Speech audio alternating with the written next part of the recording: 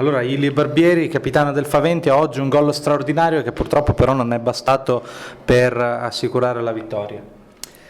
No, è vero, non è bastato, però sono contento della prestazione della squadra, perché comunque le partite ovviamente si possono vincere, perdere, però anche quando siamo andati sotto 7-4, che è il momento più critico, siamo riusciti a venire fuori da squadra e quindi oggi era importante, però non era fondamentale per il campionato. Quindi dobbiamo ritornare subito a lavorare da lunedì e continuare su questa strada, perché comunque abbiamo fatto bene anche oggi.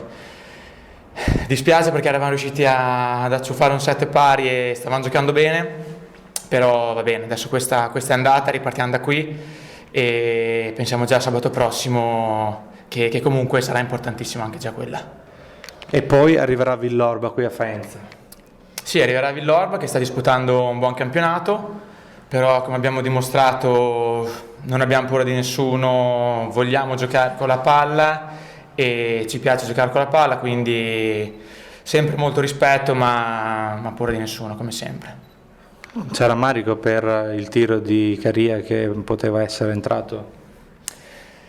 Sì, dispiace, ma la partita è fatta tanti di episodi, se pensiamo a tutti gli episodi che sono successi, sia da parte nostra che da parte loro, oggi sono stati veramente tantissimi, quindi va bene così, abbiamo giocato una buona partita e va bene.